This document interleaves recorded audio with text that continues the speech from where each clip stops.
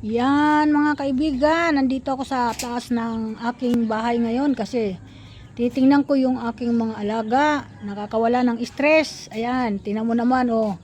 Mga malalaking manok yan, maabot ng 8 kilo ang isa niyan.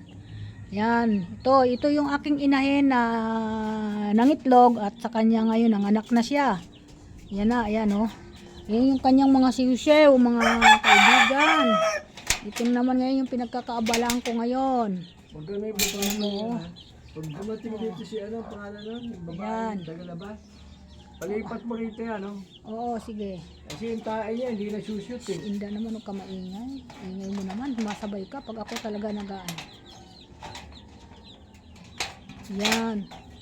Yan na nangyari mga kaibigan. Nalilibang ako dito sa aking alaga. Hindi, suksok mo. Ayos mo. Pakiayos lang. Oh. Ayan, mayroon na ako ditong mga alagang manok. Pakiayos lang. Baka mo.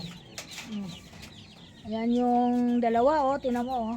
Tapos na yung malaki na dinala ng aking anak galing sa Batangas, tinan mo, oh.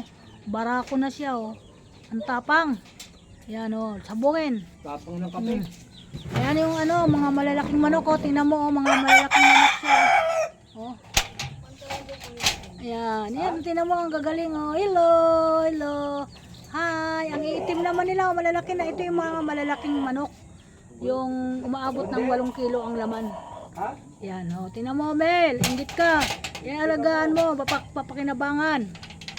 Oh, mayroon pa dito sa ilalim mo. Nakawala yung dalawang sisiw, oh. Ayan, oh. Nakawala siya. Ayun, nananaid. Ayan, oh. Nananaid. Nananaid siya. Halo. Oh. Ha? Ayan. Ginagawa yung ilaw dito para may ilaw yung aking mga alaga. Ayan, si Yung wire papunta Junjun. ron? Ayan. Ayan. Alin ang walang ilaw? Okay, thank you for today's video. Yan. Yan nga yung pinagkakabalahan namin dito kung ano-ano na lang. Thank you, bye-bye.